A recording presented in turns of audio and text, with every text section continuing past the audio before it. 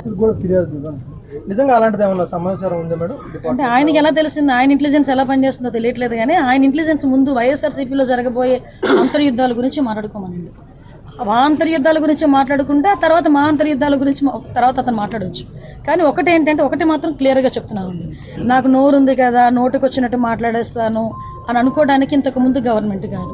ప్రజల్ని రెచ్చగొట్టే విధంగా మాట్లాడడం కానీ, సమాజంలోని ఇబ్బందులు పడే విధంగా, సమాజంలో ప్రజలు కూడా ఇబ్బంది పడే విధంగా కనుక మాట్లాడే పరిస్థితి ఉంటే కనుక వాళ్ళ మీద ఎట్టి పరిస్థితులు చట్టపరమైన చర్యలు తీసుకోవడానికి ఎక్కడా కూడా బ్యాక్ స్టెప్ వేసే పరిస్థితి అయితే ఉండదు.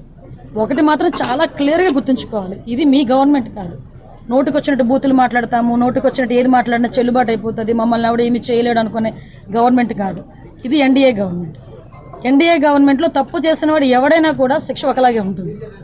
నువ్వు నోటుకు వచ్చినట్టు రెచ్చగొట్టే విధంగా మాట్లాడతాము, దానికి మాకు సంబంధం లేదు, మీరు మమ్మల్ని ఏమీ చేయలేరంటే కనుక ఊరుకునే ప్రసక్తి అయితే ఉండదు.